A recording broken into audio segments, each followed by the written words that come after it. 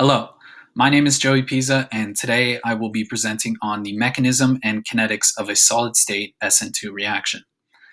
Now, the purpose of this project is to adhere to green chemistry principles.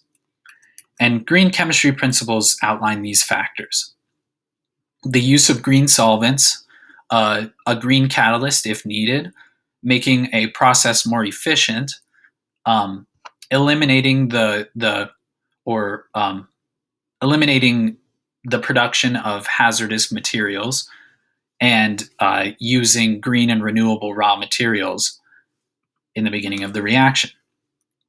Now, this project focused on a single reaction between a biphenyl derivative on the left and potassium iodide to form the iodized product that you see on the right. And this was done in the solid state, meaning the solvent was completely removed. So this project adheres to green principles by eliminating the solvent completely, because often the most expensive component of a reaction is the disposal of the solvents used to solvate the reagents. And we eliminate this factor completely by reacting the two molecules in the solid state. Now, in order to monitor the progression of the reaction over time to reveal the kinetic variables that we are looking for, we utilized IR spectroscopy. Now, IR spectroscopy uses IR light to excite bonds between atoms. And in doing so, these bonds will stretch and vibrate at a certain frequency, and these all have characteristic wave numbers. Now, here are four examples of these stretching or scissoring or rocking, where you see the symmetric stretching, asymmetric stretching, scissoring, or rocking.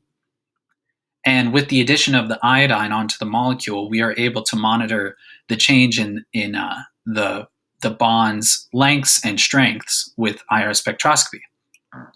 And we utilize something called a difference spectrum, where the peaks that are growing up represent an increase in transmittance. So a species is being consumed.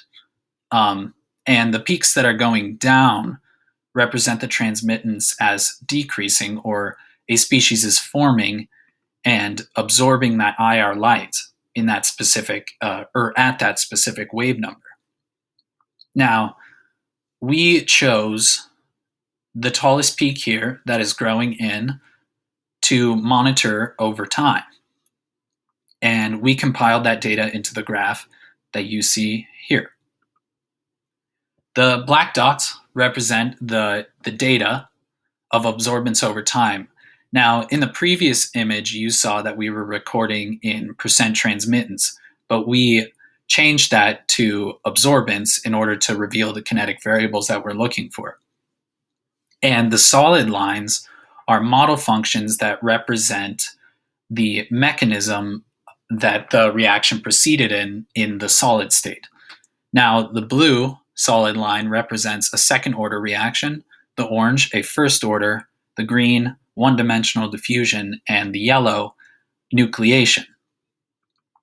We determined that the blue line, or the second order reaction function, fit our data the best. And from this model function, we can extrapolate a k value, or a rate constant. And this rate constant is unique and characteristic of the reaction that was run here at 27 degrees Celsius. Now, this reaction was run at several different temperatures. And this is a graph of what that looks like in absorbance over time. So each temperature produces a characteristic k value, or rate constant, that can then be compiled into an Arrhenius plot. And an Arrhenius plot looks like this, where the natural log of the rate constant, or k, is plotted on the y-axis, and the inverse of temperature in Kelvin on the x-axis. The slope of this line reveals an activation energy that is characteristic of this reaction done in the solid state. And the activation energy represents the amount of energy that is needed for the reaction to proceed.